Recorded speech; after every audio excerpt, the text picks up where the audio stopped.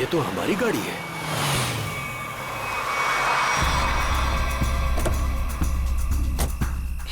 ये तो टीना और आकाश की गाड़ी है। Oh my God! आकाश, टीना, बच्चे नहीं है। मैं एक बार फिर से फोन करता हूँ। गाड़ी यहीं पर है तो दोनों बच्चे भी यहीं पर होने चाहिए। कैसे डरावनी जगह है, कितना घना जंगल है ये। पता नहीं टीना और आकाश को यहाँ गाड़ी रोकने की क्या जरूरत थी। दोनों में से किसी का भी फोन नहीं लग रहा है। लूटपाट का मामला तो नहीं लगता है भाई साहब। बच्चों को सारा सामान गाड़ी में ही है।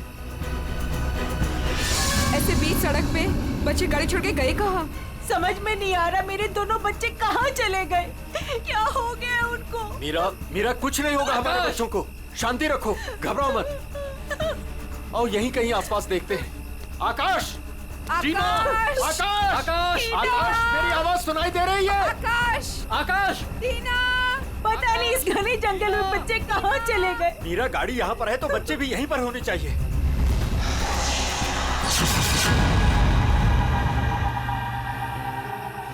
भाई साहब, कहीं कोई कुछ भी नहीं है वहाँ। यहाँ पर भी नजर नहीं आ रहा है। सन्नाटा। चुप हो जा।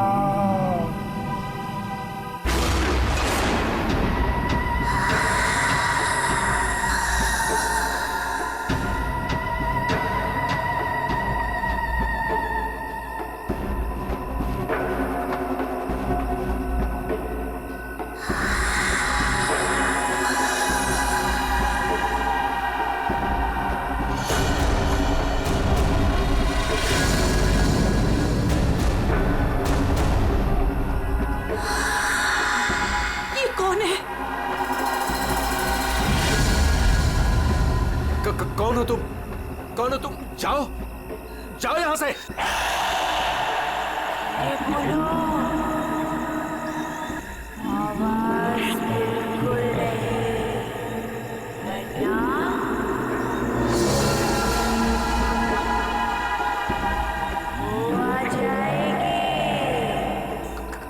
कौन आ जाएगी? कौन आ जाएगी? वही आएगी जो अपना सर हाथ में लेकर घूमती है।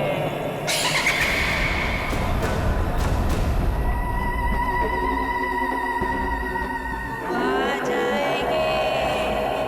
चलो कौन है? चलो, गाड़ी में बैठो, जल्दी।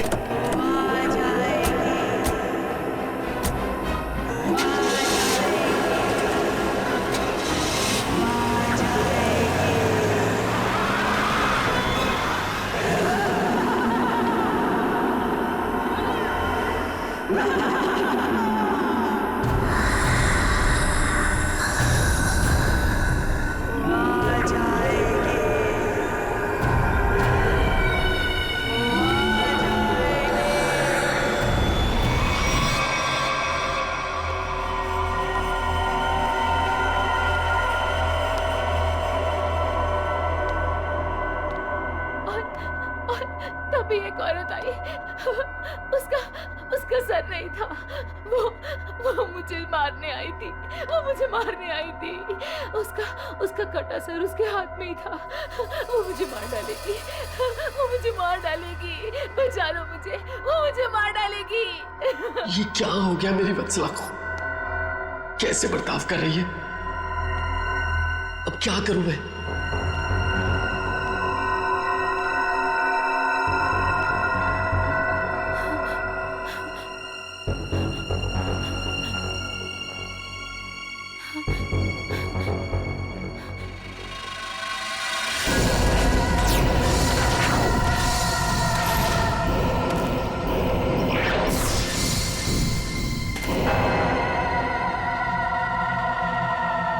सर, उसके बाद क्या हुआ? उसके बाद वो कटे सर वाली औरत मेरी तरफ घूम गई। मैं डर की वजह से पीछे हट गई। वो मेरी तरफ बढ़ती रही। वो अपना कटा सर मेरे चेहरे की तरफ फेंक। नहीं,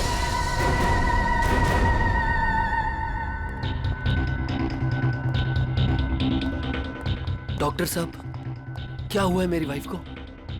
मिस्टर नमित, देखिए ना डॉक्टर साहब के साथ क्या किया वत्सला जी ने। 10 इंजेक्शन दे चुका हूँ शांत करने के लिए, लेकिन कोई असर ही नहीं हो रहा। लेकिन हुआ क्या है वत्सला को? इनका दिमाग एक सरकटी औरत के बारे में सोच रहा है। उसकी चाल डाल, उसका रवैया और पता नहीं क्या क्या इसके दिमाग में घुस गया है। Oh my God! डॉक्टर साहब, मेरी वाइफ ठीक तो हो जाएगी ना? कुछ कह नहीं सकते, लेकिन ये चेंजेस आपने इनमें कब महसूस की? कल रात वत्सला की गाड़ी दहलिया रोड पे खराब हो गई थी। मैं इसे लेने वहां गया, तब से इसकी हालत ऐसी है। देखिए मिस्टर नमित, इनकी हालत बहुत नाजुक है। मेरी मानिए तो इन्हें फौरन हॉस्पिटल में एडमिट कर दीजिए। सर, मुझे तो लगता है कि वत्सला जी के साथ जो कुछ भी हुआ है ना, दहलिया रोड पे ही हुआ है। श्रवण, हमने कहीं वहां से आकर कुछ गलती तो नहीं की ना? अब हमारे बच्चे कैसे मिलेंगे? मुझे तो लगता है उस खूनी औरत ने कुछ कर दिया है टीना और आकाश को। भाई साहब, मुझे लगता है कंप्लेंट लिखवा देनी चाहिए। पता नहीं बच्चे किस हाल में होंगे। उमेश, मैं तो कहता हूँ हमें सीआईडी को फोन करना चाहिए। मैं करता हूँ भाई साहब।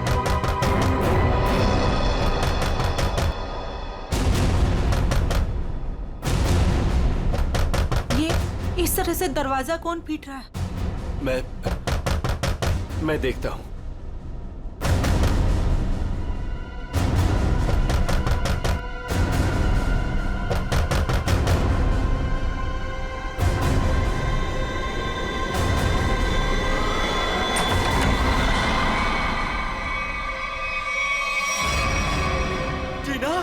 टीना बेटा,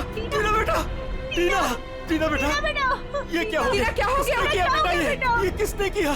टीना! भाई साहब, इसकी हालत तो बहुत खराब है। इसे हॉस्पिटल ले जाना होगा। मैं गाड़ी निकालता हूँ भाई साहब। टीना बेटा कुछ तो बोलो। आकाश कहाँ है?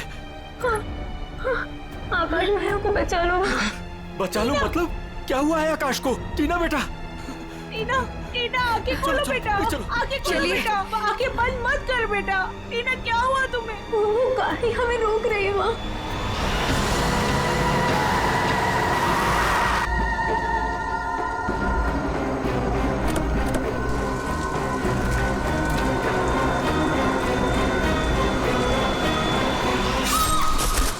ये कहाँ जा रहा? टीना बेटा, आंखें खोलो बेटा। टीना, तुम हमें छोड़ के नहीं जा सकते।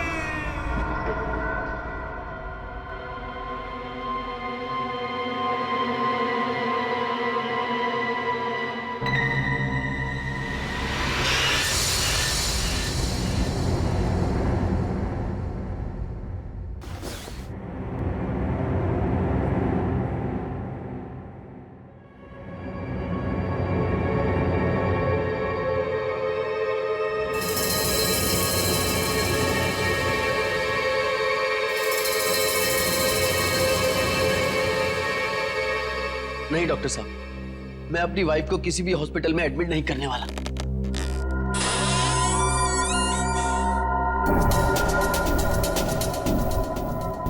आपसे पहले भी 4 और डॉक्टरों ने मुझे यही एडवाइस दिया।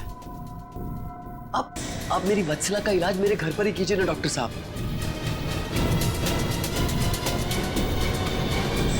मैं अपनी वत्सला को अपने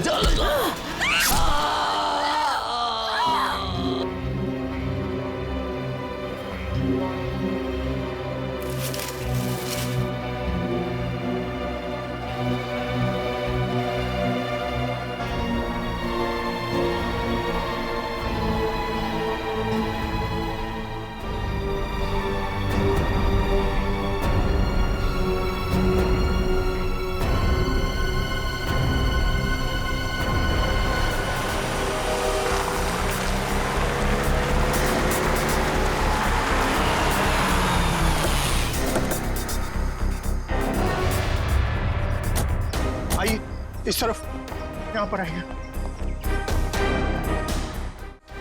यही घर है ये।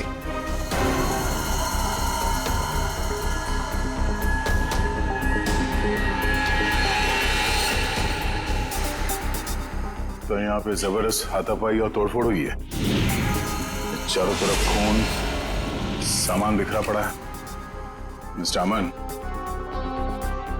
आपको कल रात ही हमें खबर कर देनी चाहिए थी। लेकिन सर, नमित के शरीर पर इतना खून देखा कि मैं डर गया था। हाँ सर। जिस किसी भी हथियार से विक्टिम पर हमला किया गया है वो हथियार काफी तेज धार वाला होगा। सालुंके साहब, आपको कैसे पता चला? ये देखो, ये छोटी छोटी बूंदें देख रहे हो खून की, ये एक धार नहीं सीधी। सर लगता है किसी चाकू या छोटे खंजर का इस्तेमाल किया गया है। पता नहीं जिसको भी इसने मारा है वो जिंदा है या नहीं। और ये खून से सने हुए पांव के निशान तो घर के अंदर की तरफ जा रहे हैं। तो यहाँ पर नमित के अलावा कोई और भी रहता है क्या? हाँ, उसकी वाइफ। ओह माय गॉड, उससे तो कुछ नहीं हो गया। भाभी जी, एक मिनट, देखो सर।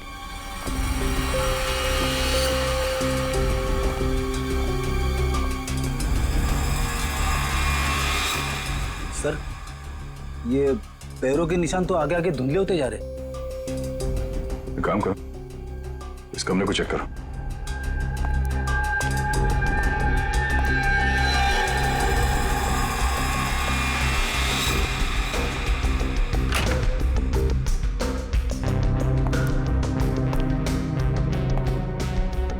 बेड पर तो कोई खून नहीं है।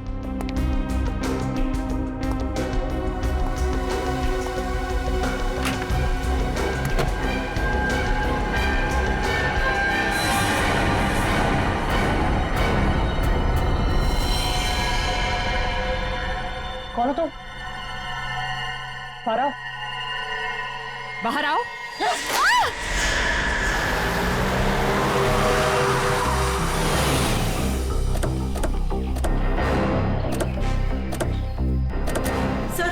सर यही है मेरी टीना और आकाश की गाड़ी। यहीं पर मेरे बच्चों पे वो मुसीबत आई थी।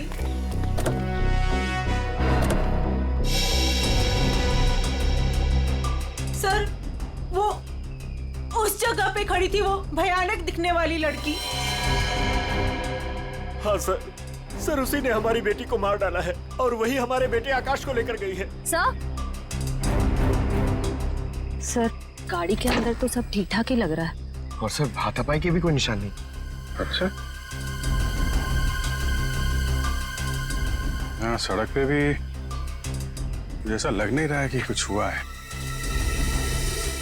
क्या टीना ने एग्जैक्टली क्या कहा था? सर वो बता रही थी कि आकाश को बचा लो।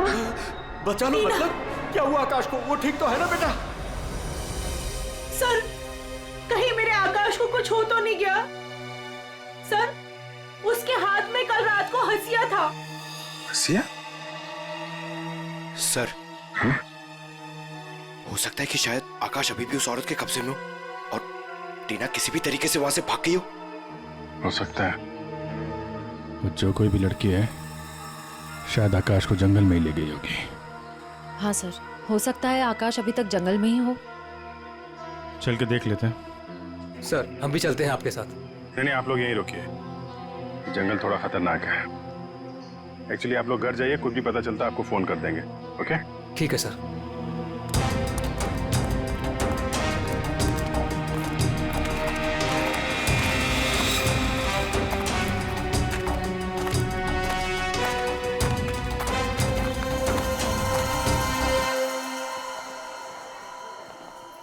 डॉक्टर साहब, वो आदमी कहाँ है जो खून से लथपथ आपके हॉस्पिटल में आया था? सर, वो आदमी अंदर है। तो अब होश में है या अभी भी बेहोश है? नहीं, अभी होश तो आ गया है उसे, मगर थोड़ी बहकी बहकी बातें कर रहा है। क्या हम उनसे मिल सकते हैं? जी बिल्कुल, आइए।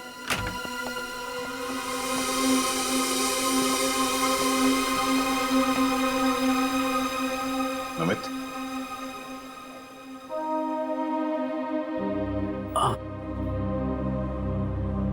कौन? हम लोग सीआईडी से हैं। क्या तुम बता सकते हो कि ये तुम्हारे साथ कैसे हुआ? मार डाला मुझे। मेरी वत्सला ने मुझे मार डाला। पूछिए अमन से। मुझे रोज पीटती थी, पर मैंने कभी भी गुस्से से उसे नहीं घूरा। हाँ सर, मैं हमेशा इस बेचारे की दर्द भरी आवाज सुनता था। मैं समझ जाता था कि भाभी जी का बेलन इसके सर पर बज रहा है। नमित, हम तुम्हारी पत्नी से मिल चुके हैं। कुछ न कुछ तो गड़बड़ हुआ है उसके साथ, लेकिन अचानक वो ऐसा बर्ताव क्यों करने लगी? भगवान, पता नहीं, जब से दहलिया रोड से आई है,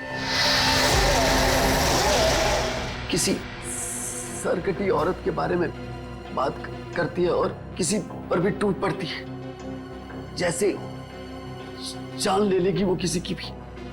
फिर दहलिया रोड, मतलब जो भी गड़बड़ है वो इस दहलिया रोड पे ही है।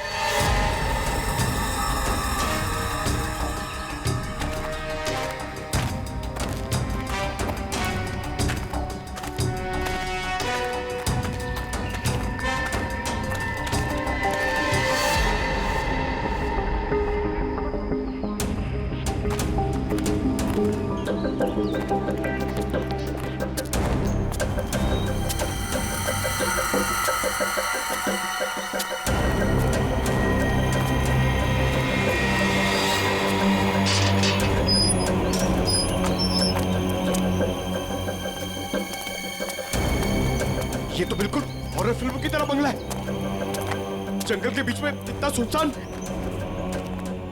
लगता है ये टीना और आकाश इसी घर में आए होंगे।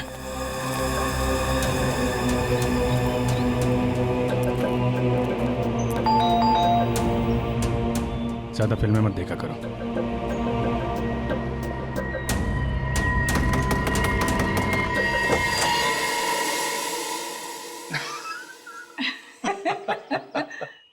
बहुत अच्छा लगा। इतने सुनसान जंगल में भी कोई हमें मिलने आया। एनीवेज, मेरा नाम डीके है और ये मेरी धर्म पत्नी रागिनी। अरे आइए ना आप लोग, अंदर आइए, बाहर क्यों खड़े हैं? प्लीज आइए। सर, ये लोग तो बहुत अजीब हैं। ये तो हम लोग से ऐसे बात कर रहे हैं जैसे हम लोग इनके रिश्तेदार हैं। काफी अच्छा घर है। Thank you. आसपास दूसरा कोई घर नहीं दिख रहा है, तो इतने सुनसान जंगल में आपने घर बनाया? बनाया नहीं है सर, खरीदा है। वो क्या है ना कि हम दोनों पति पत्नी एक कलाकार हैं और अपनी सोच के आकार को पूरा करने के लिए हमें शांति और एकांत की सख्त जरूरत रहती है। जी हाँ सर, यही हमारा घर भी है और हमारी दुनिया भी है। और हाँ, आपको एक बात और बताना चाहूंगा। हम लोग रहते जरूर इस सुनसान इलाके में हैं, लेकिन कला के क्षेत्र में हमारा बहुत बड़ा नाम है। अच्छा। कब खरीदा आपने ये घर? बहुत साल पहले खरीदा था। अब तो ध्यान भी नहीं है हमें कि कब खरीदा था हमने। हाँ, ये तो याद होगा कि कल यहाँ पे कौन आया था? हाँ सर, बिल्कुल। लेकिन कल तो यहाँ कोई नहीं आया था सर। ये फोटोज देखिए, ध्यान दीजिए और सोच के बताइए, क्या इन दोनों में से कोई भी कल यहाँ आया था? नहीं मैडम, इनको हमने पहले कभी नहीं देखा।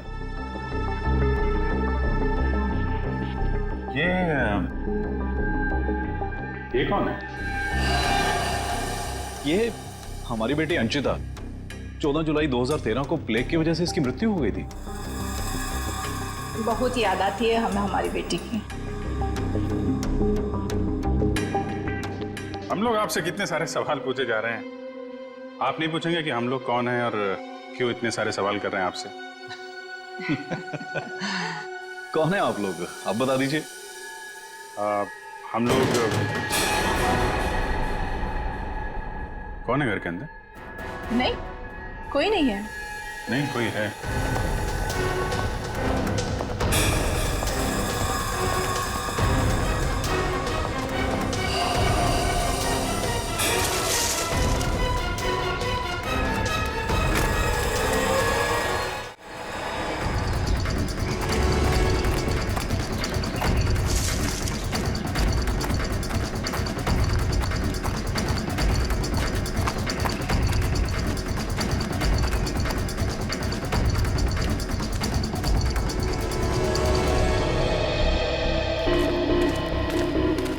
आया तो इस तरफ ही था।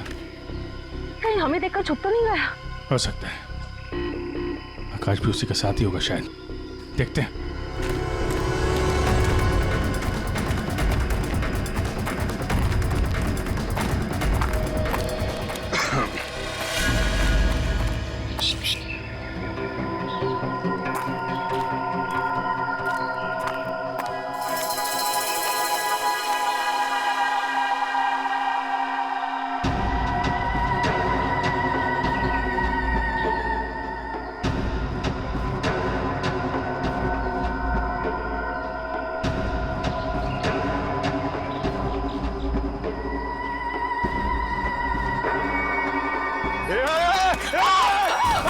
नहीं, फायर नहीं। कर नीचे। कौन हो तुम? क्या कर रही थी उस घर के अंदर? हसिया नीचे फेंको। टीना को तुमने मारा था ना? आकाश है। धीरे बोलो, वो सुन लेगी। वो तुम्हारे पीछे खड़ी है।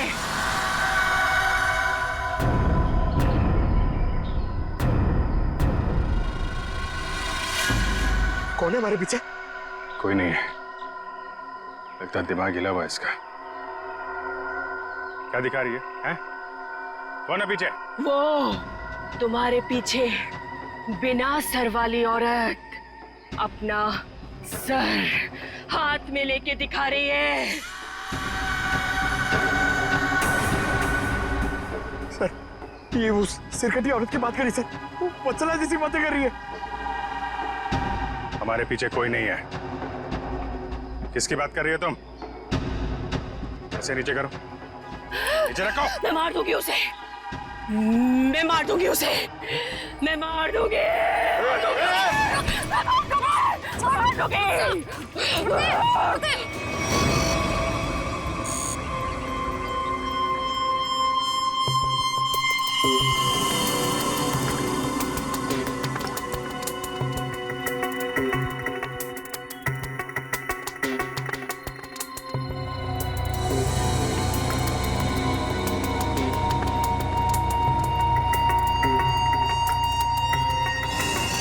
डॉक्टर मलिका, आप भी वही सोच रही हैं जो मैं सोच रहा हूँ? यस सर, पर ये है क्या? थोड़ा बहुत तो पता चला है, पूरा तो टेस्ट होने के बाद पता चलेगा।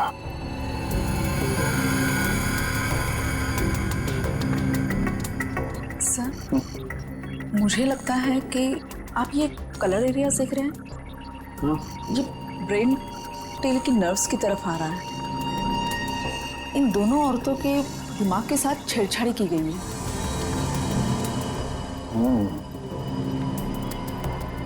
सर, इनकी याददाश्त से छेड़छाड़ की गई। इनको कोई नेचुरल रोग या दिमागी बीमारी नहीं, इनकी तो मेमोरी ही बदल दी गई है। मतलब ये कि आर्टिफिशियल मेमोरी भर दी गई है इनके दिमाग में। Yes sir. क्या आर्टिफिशियल मेमोरी भर दी गई? हाँ जी।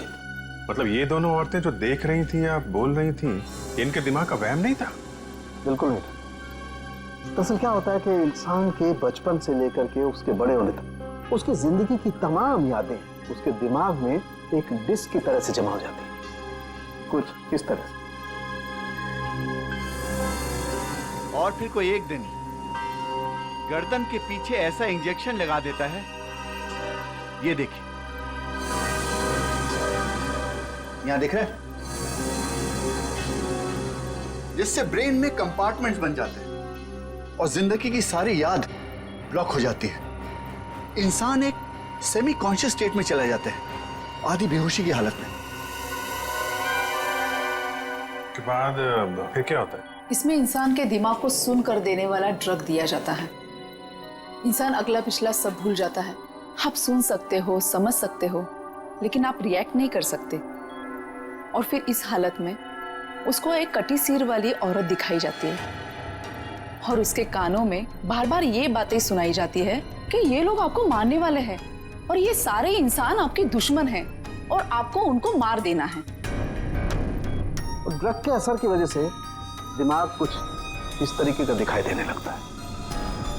हर याद को दबाकर, सप्रेस करके उसे सिर्फ उतना ही हिस्सा याद करने के लिए दिया जाता है जितना कि बेहोशी की हालत में उसे सुनाया या दिखाया गया था। सर यानी कि इन दोनों औरतों ने सच में एक सरकटी औरत को देखा और होश में आने के बाद दोनों को सिर्फ उतना ही याद है। बिल्कुल। वरना सोचो, दो लड़कियां जो एक दूसरे को जानती नहीं, पहचानती नहीं, वो एक ही समय पर एक ही जैसी बात कैसे सोच सकती हैं? मतलब इनकी मेमोरीज को बदल दिया गया है। ड्रग्स कौन सा इस्तेमाल किया गया इनके ऊपर? डोडियन और हेपिस जैसे न्यूरॉन अफेक्टिंग ड्रग्स। ये ऐसी दवाइयाँ जो ब्रेन की मेमोरी लोकेशंस को नष्ट कर देती है। आपको ये भी याद नहीं रहेगा कि आप हैं कौन, और आपको उतना ही याद रहेगा जितना आपको बताया जाएगा। हमारे टेस्ट में भी काफी ऐसे ड्रग्स मिले हैं जो याददाश्त मिटाने के लिए काफी हैं। और हाँ, इन्हें हल्के इलेक्ट्रिक शॉक्स भी दिए गए। मुझे नहीं लगता ये लड़कियां कभी भी ठीक हो सकती, क्योंकि इस बीमारी का अभी तक कोई एंटीडोट इजाद नहीं हुआ है और हिप्नोसिस में महीनों लग जाएंगे। और फिर भी इस बात की गारंटी नहीं है कि इनकी खोई हुई मेमोरी इन्हें वापस मिल सकती है। अरे सर, ये सब सुन सुन के मेरा सर फटने लग रहा है। सर, आप मेरा ब्रेन मैपिंग कर लीजिए। डहलिया रोड के बंगले के मालिक डीके, रागनी और सड़क पे खड़ी उस लड़की का राज तो अब डहलिया रोड पे जाके ही पता चलेगा। तो थोड़ा घूम आते हैं डहलिया रोड।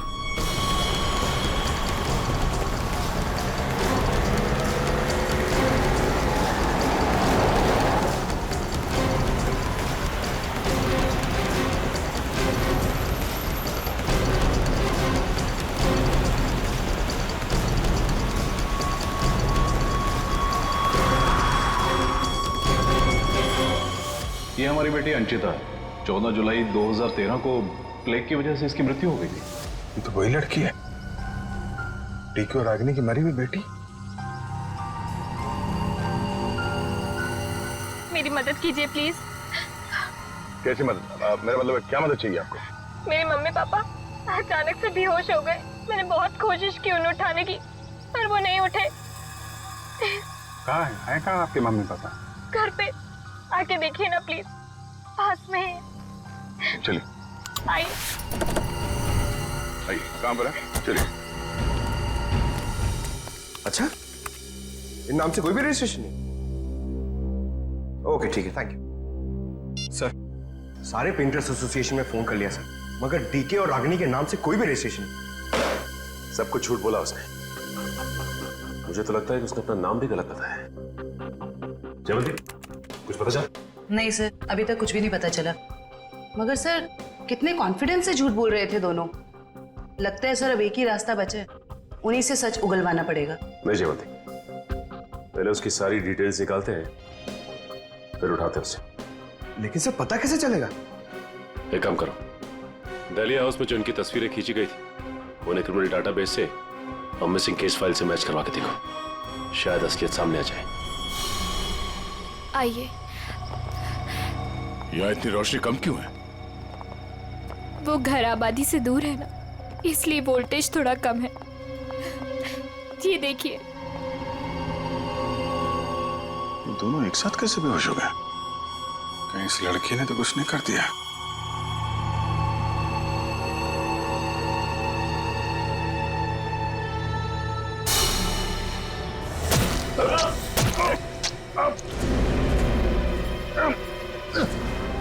ठीक है।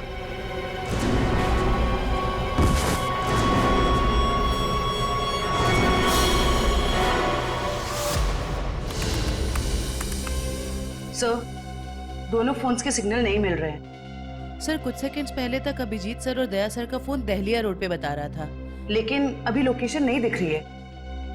इसका मतलब अभिजीत सर और दया सर को वो रास्ता रोकने वाली लड़की मिल गई। फिर तो डीके और रागिनी की सच्चाई का भी पता चल जाएगा। सर आइए।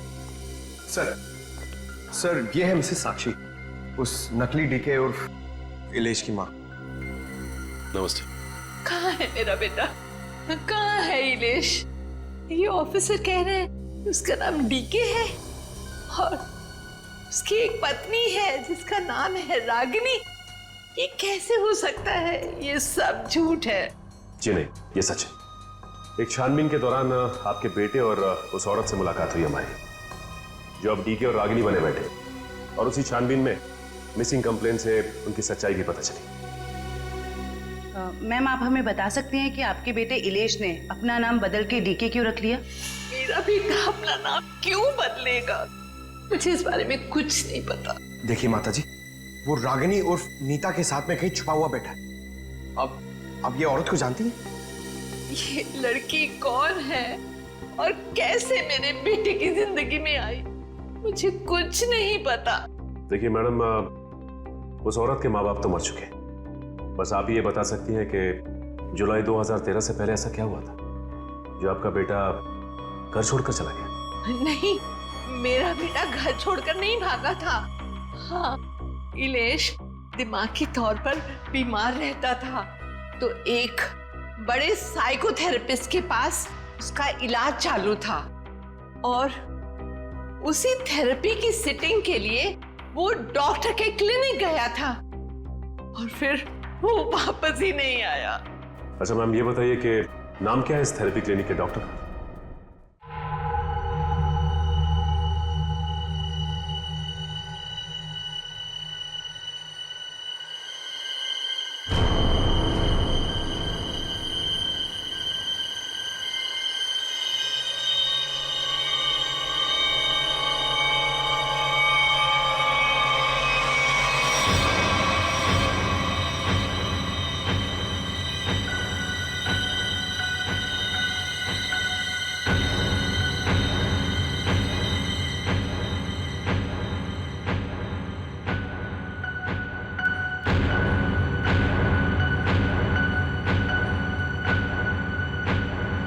मारो, बचा लो खुद को, मार डालो।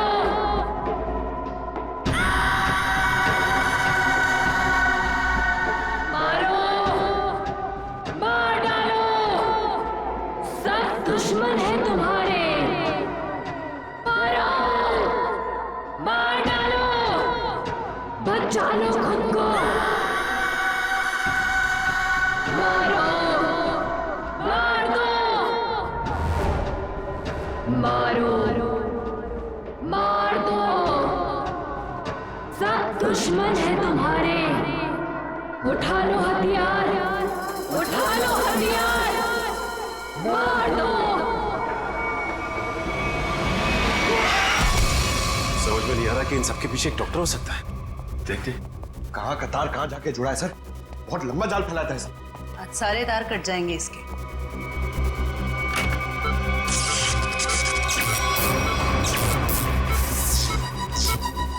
My God.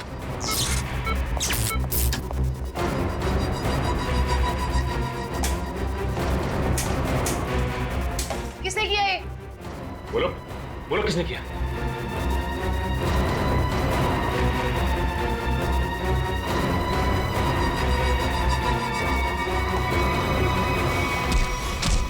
बता कौन है इन सबके पीछे?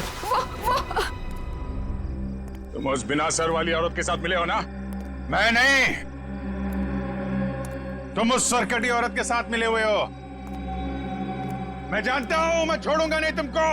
तुम और उस औरत दोनों को खत्म कर दूंगा मैं। तुम मुझे मारना चाहता है ना? छोड़ूंगा नहीं तुम्हें।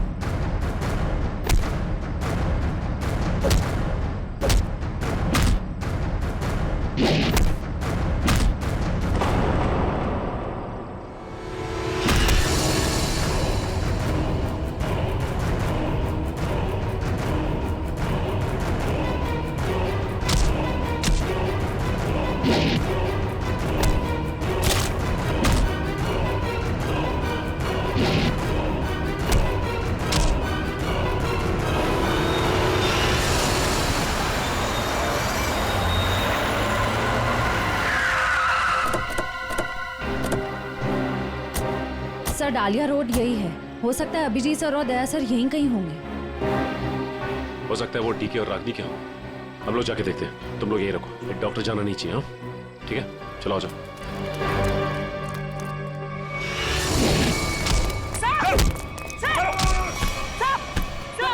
क्या कर रहे हो आप लोग? सर क्या कर रहे हो आप लोग? संभालो। क्या कर रहे हो? सर क्या कर रहे हो? प्लीज प्लीज नहीं सर। चल जल्दी चल, एंटीडोट दे जल्दी। संभालो।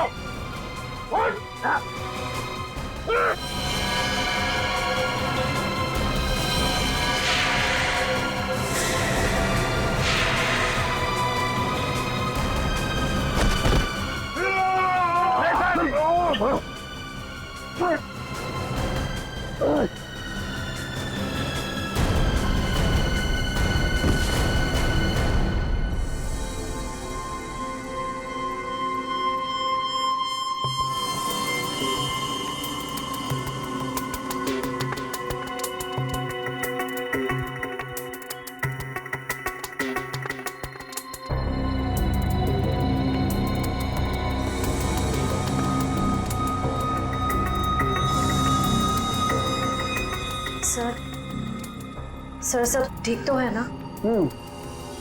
एंटीडोट ने असर शुरू कर दिया, थोड़ी देर में होश आ जाएगा दोनों को।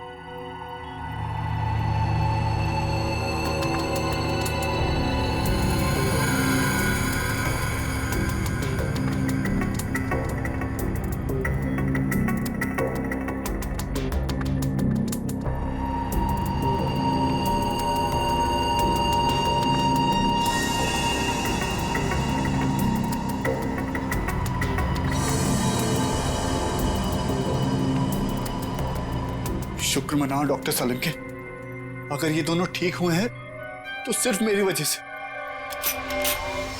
अगर अपने दिमाग का सही इस्तेमाल किया होता ना तो एक मुजरिम की तरह इस हालत में नहीं खड़े होते, समझे? विकास अंकल, आपकी वजह से मैं भी एक मुजरिम बन के रह गई। अभी तो सिर्फ तुम दोनों का गुनाह सामने आया है। जिस दिन तुम दोनों को सजा मिलेगी ना, उस दिन समझ में आएगा कि गलत राह पे चलने का अंजाम क्या होता है।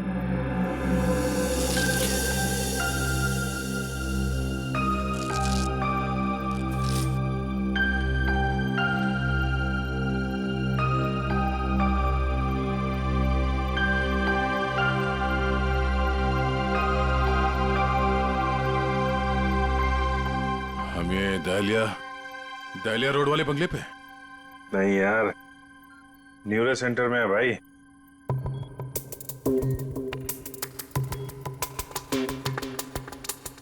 और मुजरिम हमारे सामने खड़ा है।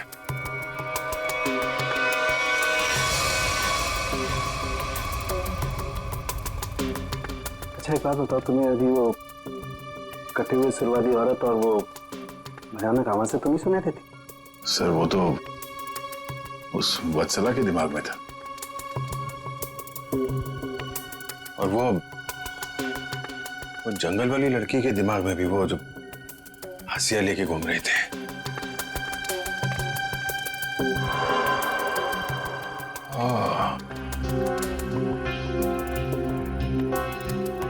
अब समझ में आया,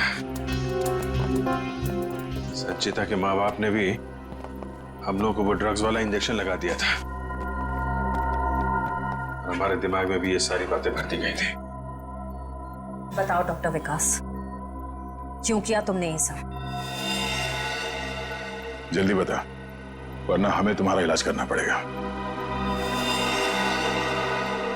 क्या बताऊं, डॉक्टर सालुंके ने सब कुछ समझा तो दिया था। मैं दुनिया में तहलका मचाने वाला ब्रेन मैपिंग एक्सपेरिमेंट करना चाहता था। बेहोशी में मैं लोगों को यहां लाता था और उनके ब्रेन से उनकी सोच को निकालकर अपनी सोच भर देता था। जरा सोचो, कितनी ताकत थी मेरे हाथ में। जब वो लोग जागते थे तो उन्हें वही दिखता था, और उनके दिमाग में वही ब्रेन की मेमोरी थी जो जो मैंने डाली थी। उनका ब्रेन वही करता था जो मैं कहता था। मतलब कि मैं उनके ब्रेन से सब कुछ करा सकता था।